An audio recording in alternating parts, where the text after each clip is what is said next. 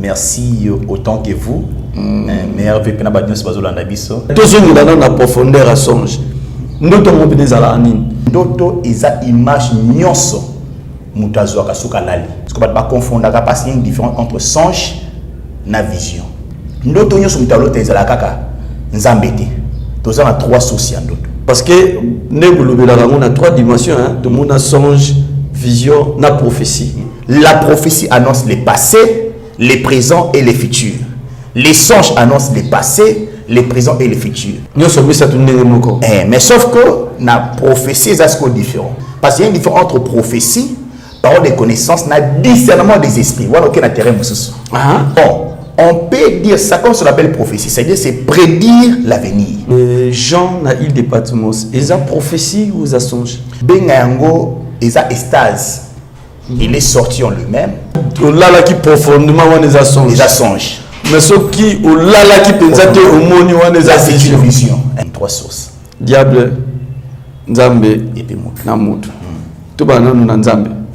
Ndenge noyeba ki weza prophétie Nzambe. Diable pas l'autre ça moi na Nzambe ndoto. Mais tant Nzambe diable l'autre ndoto ça pour na abangisa yo. Chaque nyama na ndoto a une signification. Lui a une signification, nyoka a une signification, singe a une signification, nyama tout na ndoto a une signification. L'autre ndoto nyoka zo lande anga kangi ba pesi biza sutuki. Est-ce qu'ils sont obligés de tenir ce fois l'autre?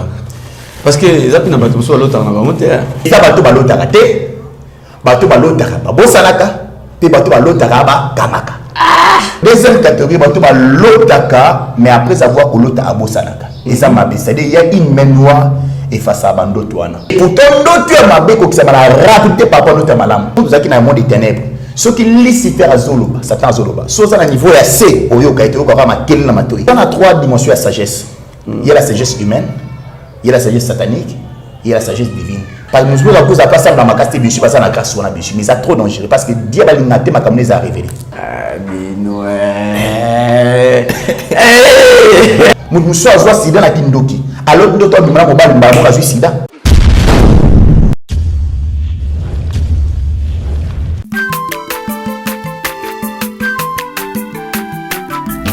Azamwana motote po sangai abongwa ni pete po awangana Nzambe ya le Nazarien, le Nazarien, le Nazarien, le Nazarien.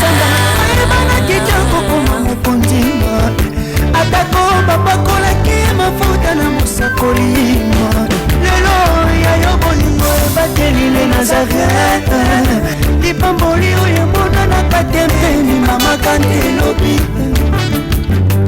kolabye mapapu masope mafuta tokokesitana longo na Nzambe oyo babenga na makoni Lève-toi, sois éclairé car ta lumière arrive et la gloire de l'Éternel s'élève sur toi. Mesdames et messieurs, bonjour, merci d'être toujours branchés. Notre grande chaîne, la chaîne qui vous donne des news et surtout, Ozoko Sabino Nakati ya Bonzambe parce que Awa Eza Bonzambe Nakati ya Bonzambe. Le Nazaréen, votre chaîne, mesdames et messieurs, ba fidèle ya chaîne bato bandima ki biso bana misala na bango to fanda to pesa bango ba news na pesi no mbote belé na bisa bino ki ngana za na mona musana bino nazana pona o memela bino à chaque fois un plus par rapport au bozala kanango que ça soit na niveau nyonso na dimension nyonso et comme maintenant là toujours na kata dimension spirituelle je suis là et je sais que moi avec vous aujourd'hui encore nous allons prendre quelque chose venant de la part de Dieu. Bonjour, bonsoir, ils ont dépendre de la ère où yondimi ko sala connecter na biso que mon Dieu puisse vous bénir avant tout. Ah, il va que là n'a pas problème. Avant tout kota na bozindo. Ni na bisa bino kaka. Oyo nalobaki ke dans ya mwezo binama année 2021 ba pasteur o ba konzi na bureau biso nyonso to kata kaka le sako mokonzi. Alors avant tout Régie avant de présenter bino invité na ngaya mokolo lelo tozonga na Régie te bo pesa na le sako mokonzi simanango toleka.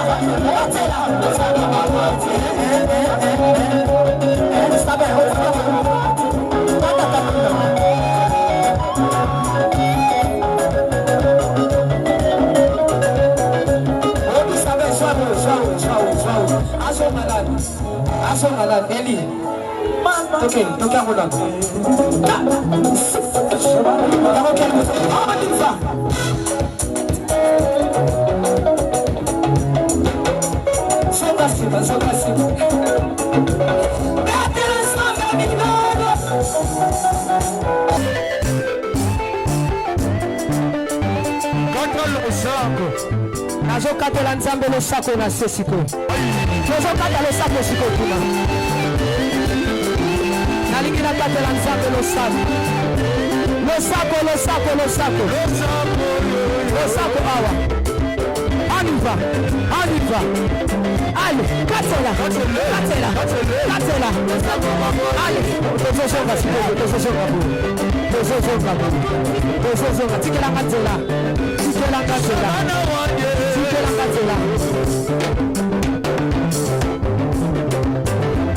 Nazosonga, s'il vous plaît, tikatela.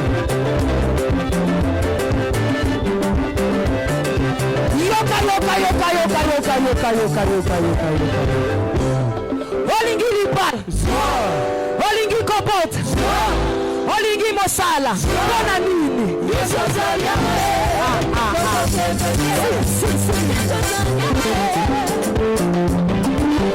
Merci na régie, merci na papa le, merci na musala osali.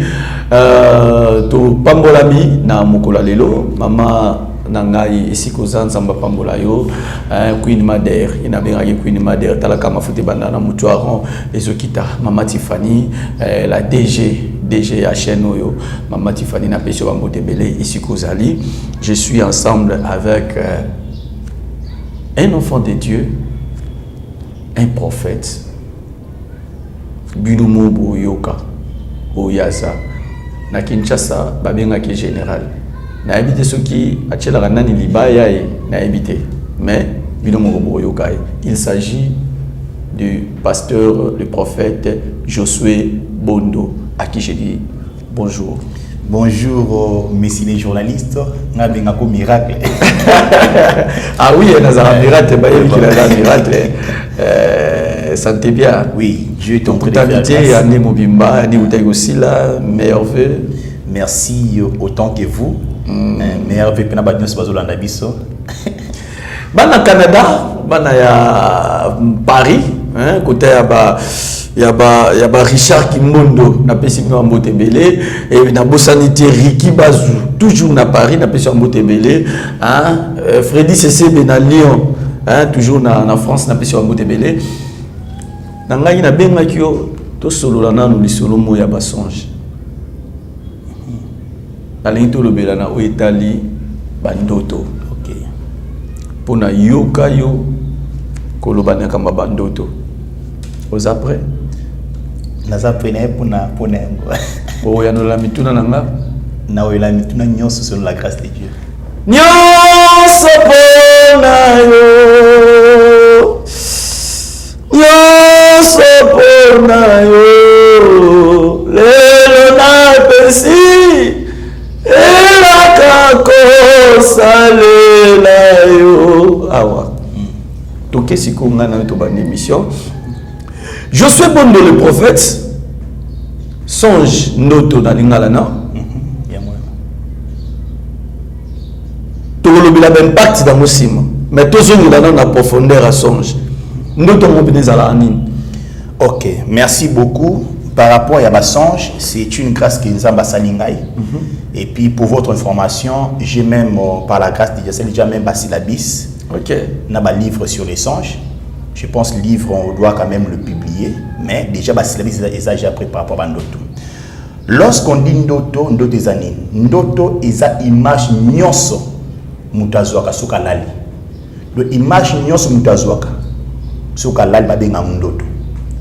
Ce qu'on va pas confondre parce qu'il y a une différence entre songe et vision. Pour nos songes, il faut la profondément pour nos songes. Mais vision, on a la profondément. Vous savez quoi que somme, nous image que l'équipe n'est pas bien vision. Selon Job 33, 14, Dieu parle cependant, tantôt d'une manière, tantôt d'une autre. Job 33, 14. Quand les hommes sont livrés à un profond sommeil, donc notre, il faut la profondément pour nous embapper. Mais vision, on a la profondément. Vous savez, vous avez une image que l'équipe n'a pas vision. Parce que la dimension, nous avons la sortie au balotaka. Nous avons un objectif, nous avons une source, nous avons un autre. Si vous avez un loti, nous avons une source, nous avons trois sources. Première source, nous avons Nzambe. Job 33, 14. Deuxième source, nous avons le diable. Deutéronome 13, 1 à 3. Troisième source, nous avons Moutuye Moko. Sotan Ecclésiaste 5, le verset 2 à 3. Au moins dans la catégorie. Mais je peux aussi entrer en profondeur pour ma bolimbola. Ndoto et Nzambe, ils ont objectif nini. Les diables, ils ont objectif nini. Paye à monter l'objectif nini. Oui, allez-y, parce que déjà, trois sources. Nzambe, diable, Namutu Yemoko. Mais en fait, quand on a nous, au lobby, différence c'est entre songe et vision. Parce que on a trois dimensions. Tout le monde a songe, vision, na prophétie. Ok. Ce balobi songe et ça il faut aller la profondément. Vision ou la profondément. Au monde c'est le quoi au sommet au monde imaginer l'équipe dit babenga beaucoup plus vision. Mais prophétie est un don spirituel. Et ça, la catégorie beaucoup plus, il y a 9 dons spirituels. C'est 1 Corinthiens 12. Au moins, il y a 9 dons spirituels. Alors, la prophétie, la songe, et qu'il n'a presque un mois. Pourquoi? Parce que la prophétie annonce les passés, les présents et les futurs. Les songes annoncent les passés, les présents et les futurs. La vision annonce les passés, les présents et les futurs. Mais sauf que la prophétie est assez différent. Prophétie, c'est une sensation. Mais la songe, mais la prophétie, tu peux tomber. Parce qu'il y a une différence entre prophétie, parole de connaissance, et discernement des esprits. Voilà, ok, terrain. Voilà, terrain, ton côté de l'autre, toujours en place tout ça. Mais ce qu'on a prophétie, ou on a la prophétie, prophétie, c'est la famille normal, mais on peut sur le message. Et qu'il y a des paroles de connaissance, mais qu'il y a une dimension beaucoup plus liée à la prophétie. Est-ce que mon takoki kola a un message à la mouka en prophétie? Bon, on peut dire ça comme on l'appelle prophétie, c'est-à-dire c'est prédire l'avenir. Donc, mon takoki ça l'appelle à l'ali, à mon message, et puis ça peut profiter dans le sens où nous avons appelé ces messages. Au côté après quelques temps et kokisami. Mais sauf que façon on nous a même le message est totalement différent. Or que même dans l'auto, la vision et puis la prophétie. Tout cela est bâtiment lié en Zambie. Mais c'est différent. Ok. Nazaka n'a pas songe, songe, vision, na prophétie. Livre il y a Apocalypse. Selon Josué Bondo le prophète, Jean n'a eu de Patmos. Est-ce prophétie ou est-ce songe? Non, Jean n'a eu de Patmos. De Bengango et sa estase. Il est sorti en lui-même. À qui nous avons visité parce que je suis spécial Marabon. Ok. Il est sorti beaucoup. Donc nous avons ça qui a bimi sur la carte nayo avant de visiter au Macam. Mais tu peux un prophétie pourquoi Job le Macam et Sengeli Eya. Donc il y a un temps bien sûr mais balobi beaucoup Macam et Koya même attend de la fin de Jérusalem. Donc c'est dire que Dieu tente le pouvoir de donner la prophétie à temps à venir. Mais façon dans la dimension qui est la dimension mususu. Mais sauf qu'on appelle ça dans le sens où nous avons balaké ces Macam et Sengeli Kokoma comme Dieu aussi peut te dire dans les songes, makambo ekoya à la dimension songe que en 2021 au sein de Mabou, en 2030, en 2031. Donc Dieu te donne un message où il y a beaucoup plus de futur. Mais ce qu'on nous a pas la façon de là on la vision, on a beaucoup plus na songe mais sur que on peut les stase au mibimi la carte no moni après son mission.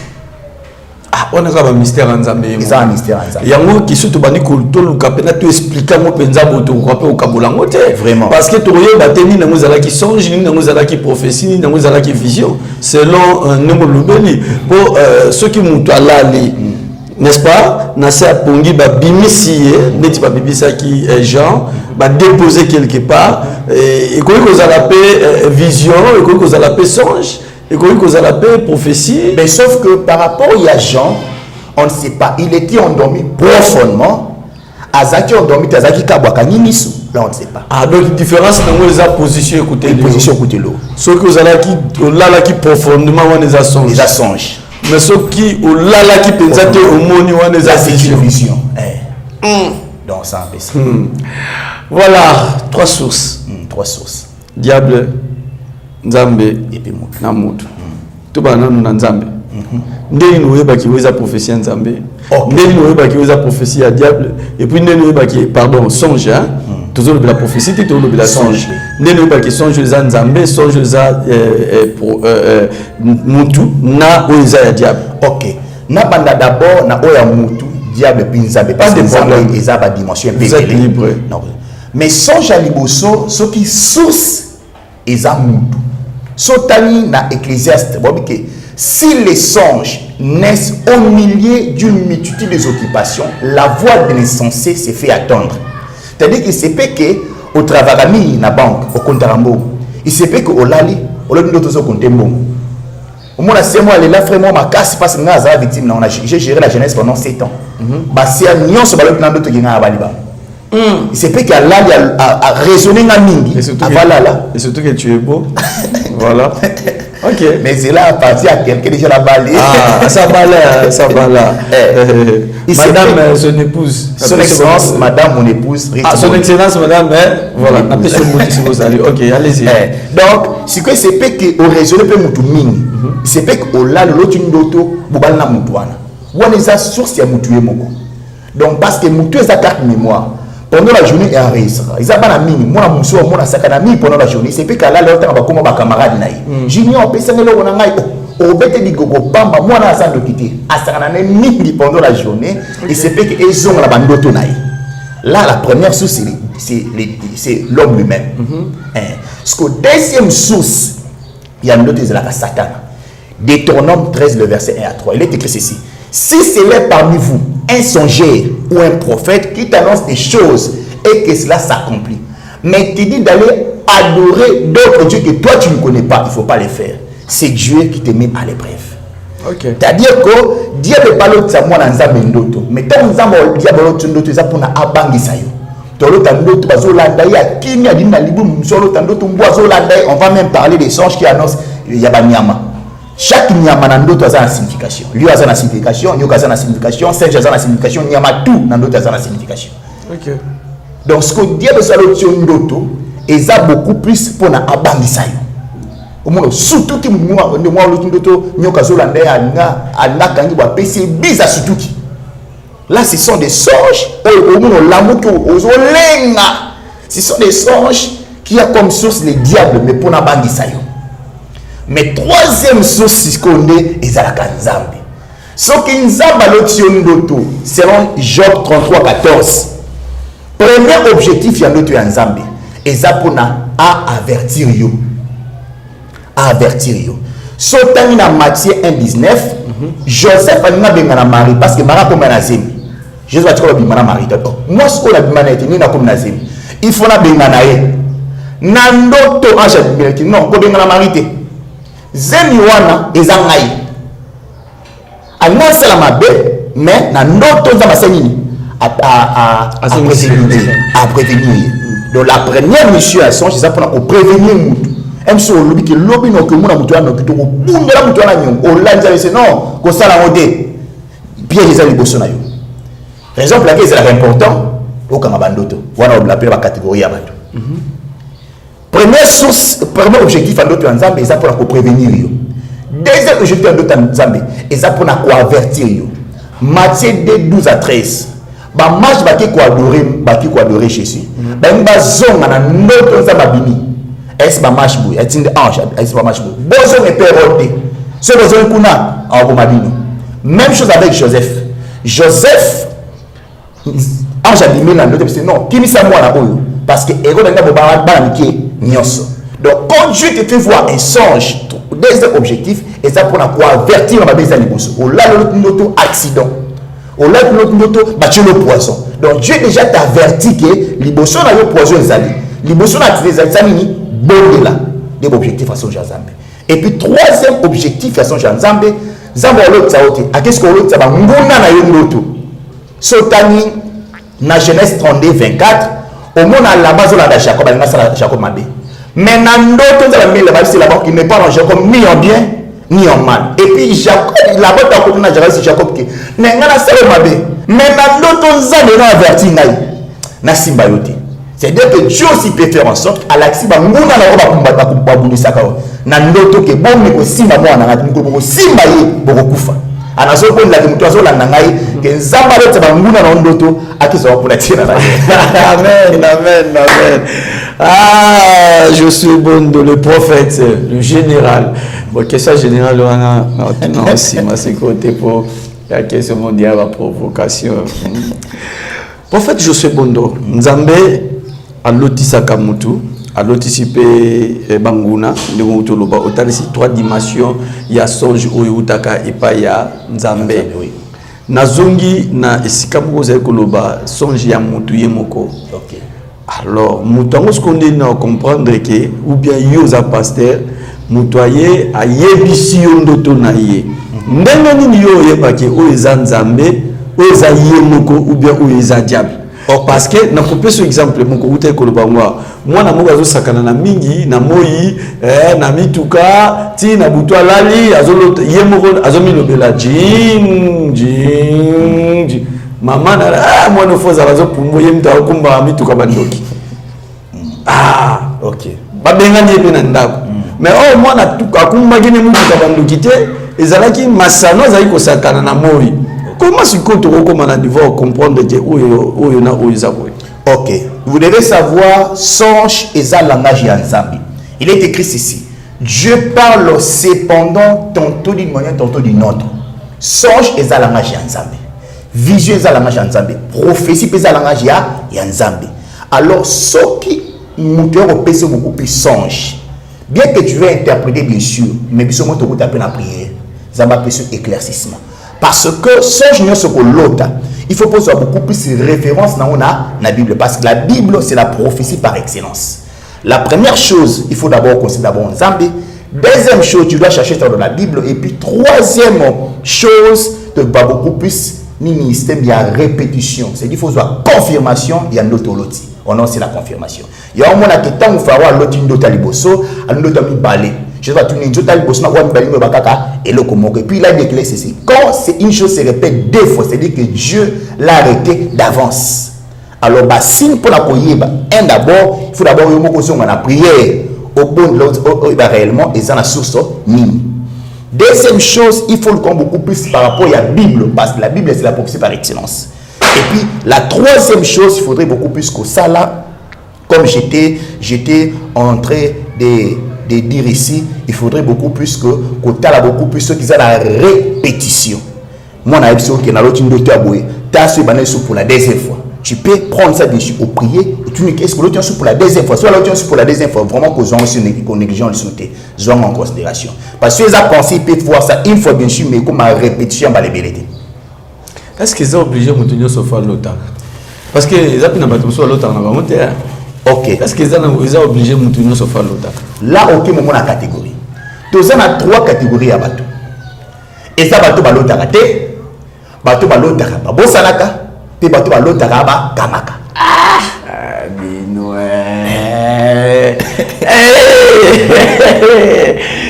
Il trois catégories à bateau balo takate, nabao balo taka, bosanaka, nabao balo taraba bosani. Ok. Là, mais je ne sais pas, hein. toi qui es en train de nous suivre, il y a la catégorie. Allez-y, toi, qu'est-ce que tu 3 catégories à Batou. Première catégorie, Batou Balota Kate. Yami Balé. Au loti, mettons aux autres la Mokobo Sanyam. Et puis 3e, au loti, mais au Gani. Première catégorie. Moutoua Lota Kate. Je voulais dire ceci. Il est impossible, il est inexplicable à un enfant de Dieu à sa songeté. Même si on l'a pas embatté, une fois, ils ont n'importe où. Parce que tous en attendent de la fin. Il est écrit ceci. Au temps de la fin, je répandrai mon esprit sur toute chair. Vos fils et vos filles prophétiseront. Vos vieillards auront des songes et des jeunes gens des visions. Donc maintenant, aux alliés, si vous avez un prophétique, vous avez un ministère prophétique. Si tu n'as pas le ministère prophétique, tu es de la génération des prophètes. Alors il est écrit encore ceci, le peuple qui n'a pas de révélation, c'est un peuple qui n'a pas de frein. C'est-à-dire qu'il est inexplicable parce qu'au terme de la Bible, Pharaon occultise à l'autre ndoto. Nabucodonosor à l'autre ndoto. Comment est-ce possible que Yomo Nanzambe, aux Saint-Esprit, 80 parler à l'an, Molo Tarati. C'est peut-être l'année profondément. Il faut un profondément. Notre songe, il y a un temps où tu as l'année pédant. Si on te voit l'année pédant, on a besoin de dire l'autre année. Des fois, on a la vision. Mais ce que l'autre lion c'est exact. Il y a un pasteur que je connais l'autre raté, mais soit l'autre c'est exact. On a ce que les sous-songes étaient comme une vision.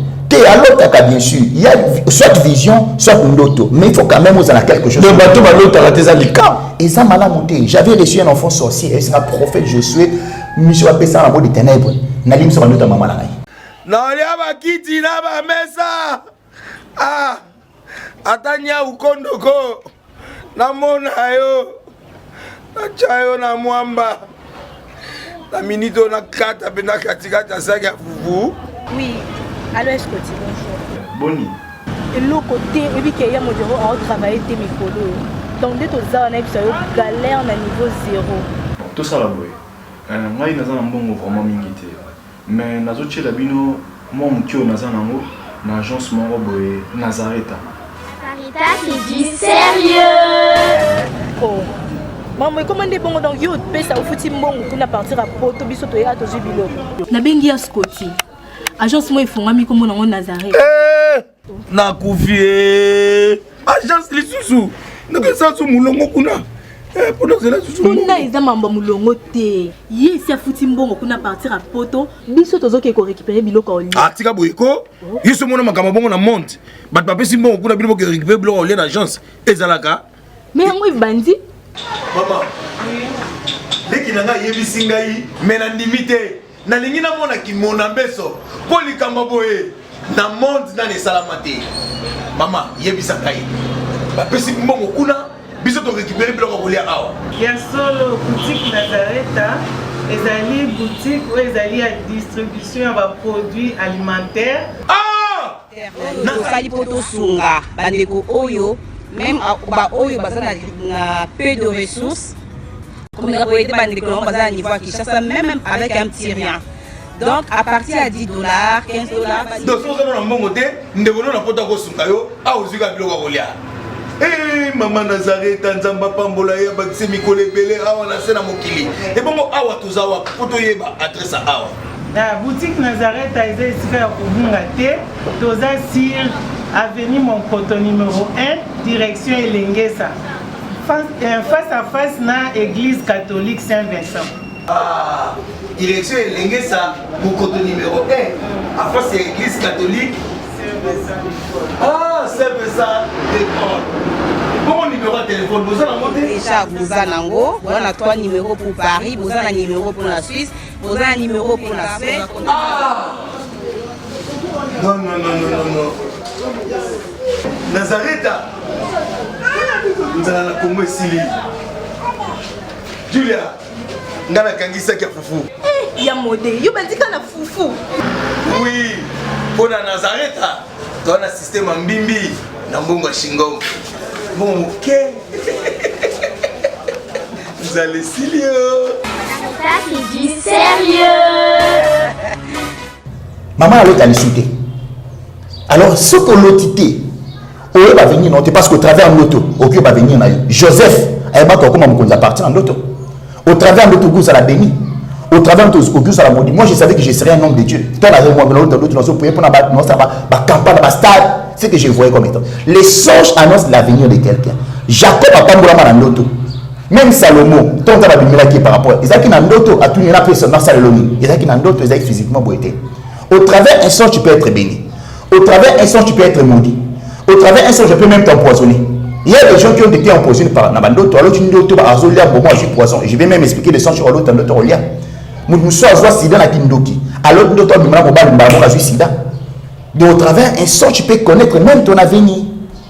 Donc c'est important moi dans Zambie à l'autre même si on est à tout moment mais à une fois il y a l'autre et puis ce que l'autre mon frère miracle ce qui nous t'a l'autre à ce cas-là on a qu'il faut que interprétation de toi parce que nous toi l'autre il y a une explication azem no wa muto alotite de so l'autre nous d'autres une explication d'autres il va causer ndengula muto alotite parce que force d'autres les explications d'autres. Voilà la première catégorie. Voilà tout qui est normal. Voilà la première catégorie. Bateau ballot a raté. D'ailleurs, on confirme que bateau ballot a raté. Eza ma bé na vie bouton l'autre a raté. Eza ma bé donc je dois le raté. Eza ma bé pour naïe. Eza ma bé. Il faut pas s'embêter pour na bando l'autre. Il faut pas s'embêter. La base de sa connexion là. Attends l'autre pas empaté mais c'est important l'autre. Soit à ça dans d'autres tout à la vision. Ok, il y a une question qui est revenue sur ma tête. Je voulais savoir que l'autre a mon numéro bando toana et message wana c'est là nous montre aussi que tous sont connectés dans Nzambe. Oui, ça montre. Ce qui nous a l'autre a raté c'est que connexion dans Nzambe ça la rajouter. Ce qui nous a l'autre a raté normalement Nzambe a monene. Mais Dieu c'est ça dans la dimension pour la biso. Il nous parle par la parole, il nous parle par des songes, par des visions. Quand ça passe à la dimension où ça est effort pour comprendre le langage naïf. Si nous avons pas comme parce que remarquez que Dieu parle cependant, mais les gens ne prennent pas garde. Donc de façon de négliger par rapport à d'autres. De façon nous avons mais façon de négliger ma casse et c'est la candoto. Ce que place de négliger, c'est place de diabavanda. Alors ndoto est important et puis c'est vraiment important que nous tout à l'otaka. Même si ils ont trop bien sûr, mais c'est important l'otaka. Pourquoi? Parce qu'il y a beaucoup plus de messages en Zambie. Deuxième catégorie, l'otaka, mais pas quand on a un autre. Quand tu vas avoir des problèmes, à l'autre, c'est qu'à la mouki, et tout, et ce qui fera l'autre à l'autre, à Bossanango. Mais, en Égypte, il y a des gens qui ont la famille. Il y a 4 sortes, ils ont 4 sortes, ils ont 5 sortes d'autres. Il y a des gens qui ont chance internationale et nationale. Il y a l'autre. C'est un songe, ils ont la sortie nationale et internationale. Il y a beaucoup plus de fusion des songes. Et ça m'a de songe, comment fait national et international. Non, la bouteille de l'autre. Il y a rapport à l'international. Il y a rapport à l'international. Bon, non, l'autre est la nani.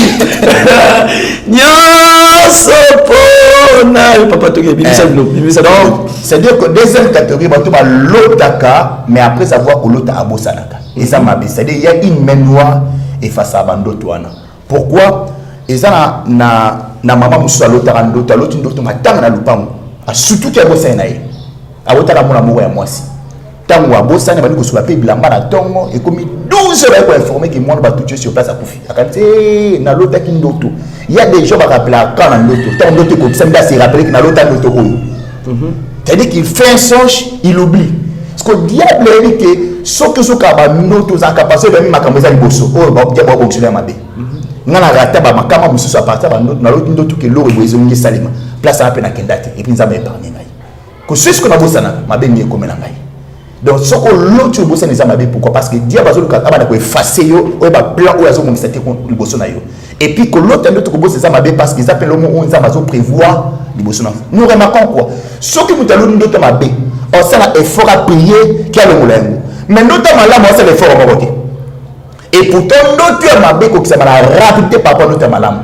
ben faut que ça pour ndoto mabe longo faut que ça même effort pour ndoto mabe sanini ekokisama au l'autre ndoto mabe prier au l'autre ndoto malamu prier pour sanini ekokisama mais ce mutazo l'autre zobo ça c'est dit il y a une main noire ils ont effacer makambwana et baté projet ou te bazo kana contre et puis au projet ça on nzamba za pour naï et ça manamuté donc il baku ce que l'autre a musimba kate bon Musakoli Josué mutalo tindoto abosani mais quelques jours après nan pas moniner le kambomoté mais makanze un jour on a l'autre qui ça arrive hein? Oui ça arrive so bato le qu'on va dire pour bango te bango pe eza important batanga pourquoi mon que ça l'autre ndoto mbango se rappeler pourquoi tant aux éviter tant ni ndoto okoko kisama au que ça l'autre ndoto mabe tant aux autres ndoto ne bana ko ya mbango ekokisami déjà.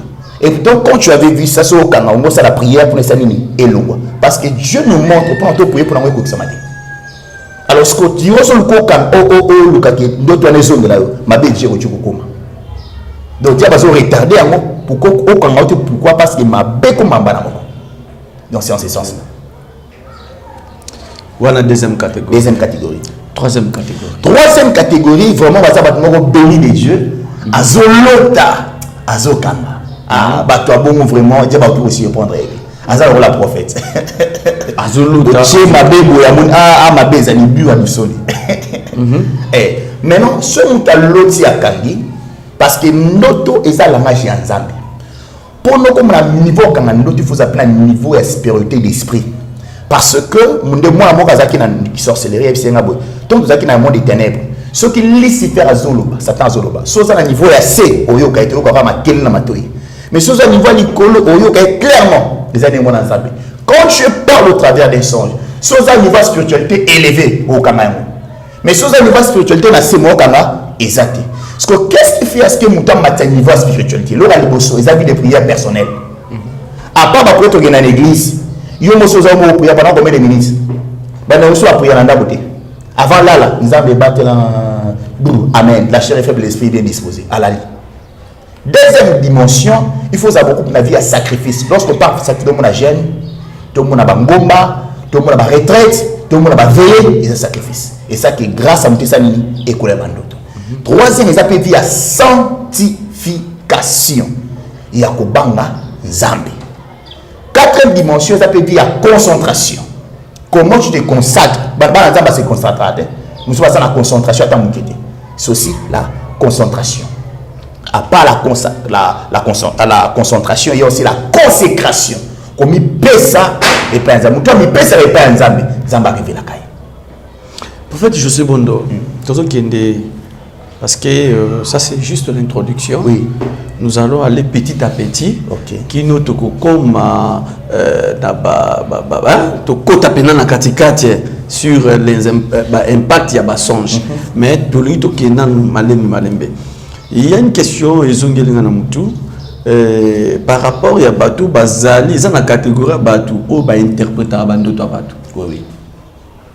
Là, ce soit que l'autre il y a Zalagité, mais aucun Nandoto a expliqué. Quand il y a Joseph Koutouna, Pharaon est différent. Quand il y a Joseph faisait qui Pharaon a l'autre Bosani. Mais Joseph a bandiko, non, Pharaon a expliqué à Joseph. Oui. Joseph a interprété. Et à Daniel roi l'autre Bosani a Bosani. Il faut azong cela. Il y a un le bateau bakal ko la Daniel. Bateau ndengwana, c'est-à-dire place yo loti azalagité. Mais il est aza capable ya ko yebiso ndoto oyo lotaki. Le lope bazali. Oh, Bazali vraiment. Je vais expliquer ndoto na yote mais ya badu webiso oyo lotaki. L'histoire est roi Loti, mais roi Abosani. A bengi batunaye ba magicien et ba astronaute ba bengi bango. Boy sanga ndoto na Loti, ba bino isala raté. Alna bo mabango.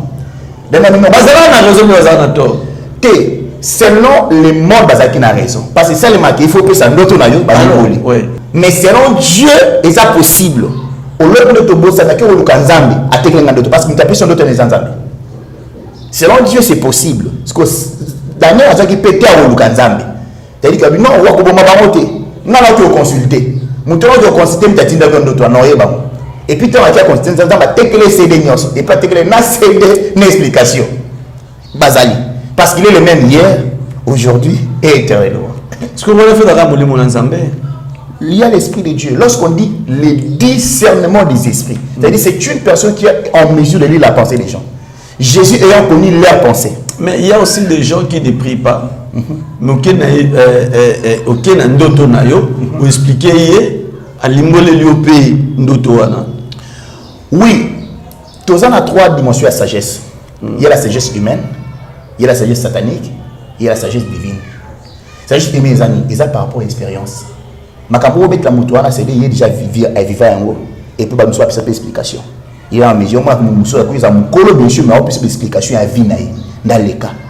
Moi je t'ai matin qu'on a dit mon alcool comme colo tavanasé. Ça par rapport aussi à l'expérience. Mais monsieur ça a don wana bien sûr mais so ça a don ya blou à bon il faut le poser en ensemble. Parce que nous devons poser pas ça dans ma casse bien sûr pas ça na grâce on a bien sûr mais ça trop dangereux parce que diable n'a pas comme les a révélé. Et ça trop dangereux il faut le cancer. Parce que diable va détruire. Bongo koko moswa zane na mboka yekutu ndaka nzambe croix aye na ndaka nzambe croix koko wana mais so peno memele ndoto na yo a interpréter ndoto na ko le pasteur na mino place tika offrande o limbola onde et ça a des dimensions soit tes expériences azana expérience à ma casse soit azana doana soit azana sagesse satanique amona kazami sumire. C'est-à-dire que Azan a sagesse satanique. Ils ont sagesse parce que ça appelle l'esprit. L'esprit parce que le diable va précipiter qu'il avait tous les dons en lui. Le diable fait des miracles, le diable prophétise, mais le diable va limiter, ça va limiter. Soit Azan a sorcellerie, Azan a misumile, soit Azan a sagesse, soit Azan a don aux adonai. Ok. Avant tout cette émission pour la journée lelo, na lingi uta la caméra nanga, oye bisa 3 sortes de bateaux. Mais beaucoup plus dans les ménages de l'océan nous bateau balo taraté. Et puis si tu vas prier, je vais te donner 1-2 minutes. Ok. Tu vas prier pour ces gens-là. Au bazolandao na monde entier. Ye pendago, ndoto pendago. Attendre les alai que ono ndenge bakina somba beni azolo tatanga ndo somba beni. Mususu pe na poto ya kozonga poto lobela ba ndoto mususu o wana na yebi ndenge nini na etikana na mutu ba question ezembele pesa na bia eza na mutu nzo mona a comment déjà 80 a kokisi déjà 40 à 50 ans bazao fana na matete bazara na 6 ans mais ya kokisi 40 ans mais ba l'autre ça qui vit na bango ya matete nde bazara na matete esprit recul voilà donc je me ce peut c'est mon comme esprit recul donc otika classe kala mo pardon. Bon, caméra de Gézawana. Lobela na ndeko moko alotarate. Vraiment, avec l'amour de Dieu, par l'amour de Dieu, j'allais dire, ndeko alotarate est vraiment important. Au monde bassan Nzambe, soit vous pouvez nous contacter, to aider yo. Pour na kamé bandoto ane sanini ezong. Parce qu'au travers ndoto, ok va venir na yo. Au travers ndoto, baki kwa poser, au travers ndoto, ok peut vous appeler pamboli. Parce que seulement pambola mana na ndoto. Alors soko za na kako lotakate, to pour lota bobo sanaka. Tu pourras nous contacter et puis te aider parce qu'il y a des services qu'on fait pour la connexion parce que ndoto sanini ezonga. Et ça vraiment important. Voilà, donc à partir de là, vous comprenez que ils ont un bateau de Balotaka à Kangi, ils ont un bateau de Balotaka à Boussani, ils ont un bateau de Balotaka. Si vous comprenez, je suis le prophète, je suis Bondalobi, pour un bateau de Balotaka, et on va ressembler là pour nous Bandolota. Mais les Kama pour un bateau de Balotaka à Boussanaka. On lit bon quand même, nous les Kama, mais il va quand même prier cette fois-ci pour Ata Oloti, au Kangakandoto. En fait, je sais pas où ils allaient dans juste série, donc en fait introduction par rapport au Nango, mais Nazo Zilayo parce que nous allons parler sur l'impact des songes. On a vraiment place bananzambe ba ya comprendre parce que ça pena na bato mususu na ndimo lobia wa soki ba bandoto mtazaki bona mkazo lota déjà donc tout ça il faut que to sunga nango bananzambe nyonso au bakomena suka. Voilà Queen Madère, nous sommes vraiment à la fin hein Maman Tiffany nzamba pambula yo merci na ndeko na ngai Yves Azalaki wana merci na papa Alain Azalaki na Musala Musala kitoko toujours papa Alain merci na bandeko na ngani oso pourquoi pas à ma grande sœur propre donc Marita Nabiso Marita nzamba pambolo là je parle de maman Rita à Londres maman Rita na Londres Rita Dostino moi aussi il y a papa Nabiso Dosta nzamba pambola yo na bana nyoso bino nyoso nzambe aleka na kopambola bino. Un mot si vous avez un mot à dire na ba de konyoso pas tout kabona. Vraiment na parce que na tika na question moko à poser na pesi ba de konyoso mbote sans oublier son excellence madame mon épouse premier ministre en fonction avec ma femme Ritbon que j'aime beaucoup et na pesi église Mobimba église Maison Jésus-Christ clé de vie na pesi Moutala ninga na sima l'église la bergère Bibiche na pesi Epembo na pesi batu nyonso mbote na pesi les révérends pasteur Emmanuel Mulumba Bondo na pesi pe bambote belé puis batu nyonso siko tozo kendete ta to mona na liboko boy ka liboko wana oui on répond à droite il y a droite il y a droite et on répondra pas oui ou non na question na ngai ezaka oui ou non oui ou non ba benga au général oui ou non on a défier général Soni Kafuta voilà la patriarche voilà la patriarche non voilà la patriarche voilà la patriarche voilà patriarche oui ou non au prophète Isaac oui ou non au interpréteur bando to bato oui par la grâce de Dieu oui ou non yo moko polotaka oui par la grâce de Dieu oui ou non yo moko yo na interpréteur kama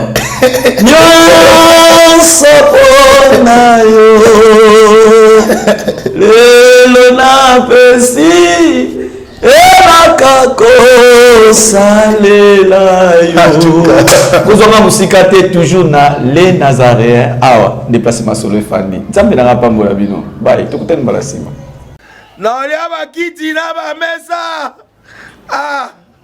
atanya ukondoko namona yo Chayo na mwamba la minute on a 4 bena katikata saki ya fufu. Oui, allô est-ce que tu bonjour. Boni. Et le côté et puis qu'il y a mon bureau à travailler tes micros. Donc dès tout ça on a eu galère na niveau 0. Tout ça là boy.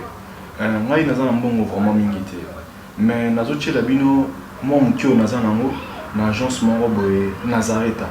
Sarita c'est du sérieux. Oh. Maman, comment est bon dans Yod pesa au fouti mbongo kuna partir à poto biso to ya to jibilo. Na bengi ya Scotty. Agence moi ifungami comme na Nazareth. Na kufie. Agence lisusu. Nako sansu mulongo kuna. Poto zela susu. Kuna eza mamba mulongo te. Ye si afuti mbongo kuna partir à poto biso to zoke ko récupérer biloko oli. Tika boyeko. Yiso mona makama bongo na monte. Bat papa si mbongo kuna biloko récupérer biloko oli na agence. Ezalaka. Mais moi bandi. Maman, leki nanga yebisi ngai mena ndimite na lingi na mona ki mona mbeso poli kamba boye na monde na ne salamate. Maman, yebisa ngai. Ba pesi mbongo kuna biso to récupérer biloko kolia awa. Ya solo boutique Nazareta ezali boutique où ezali à distribution de produits alimentaires. Na sali poto sunga bandeko oyo même ba oyo bazana na peu de ressources comme on a été bandeko bazana niveau à Kinshasa même avec un petit rien. Donc à partir à $10, $15. Donc si on a un bon côté, nous devons na poto ko sunga yo a ozika biloko kolia. Maman Nazareth nzamba pambola ya bakise mikole belé awa na sena mokili. Et bongo awa tozawa poto yeba adresse awa. La boutique Nazareth a été ici à Kubungate, toza sur avenue Monkoto numéro 1, direction Elengesa. Face à face na église catholique Saint-Vincent. Direction Elengesa, Monkoto numéro 1, à face de l'église catholique Saint-Vincent de Paul. Bon numéro de téléphone, vous en avez déjà vous en avez. On a 3 numéros pour Paris, vous en avez un numéro pour la Suisse, vous avez un numéro pour la Suisse. Non. Nazareth. Nous allons la Congo Sili. Julia, ngana kangisa kia fufu. Ya modé, yo bandika na fufu. Oui, pour Nazareth, dans un système mbimbi, na mbongo shingo. Bon, ok. Vous allez Silio. Ça, c'est du sérieux.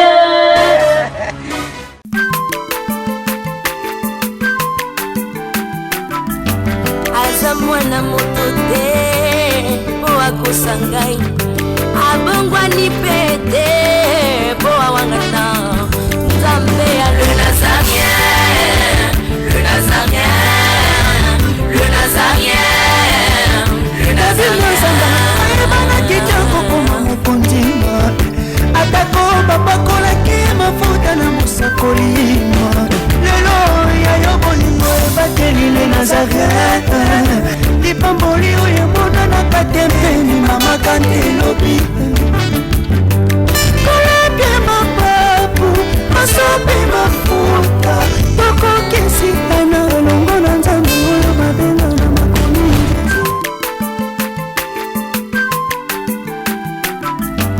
aza mwana moto te po akosa ngai abongwani pete po awangata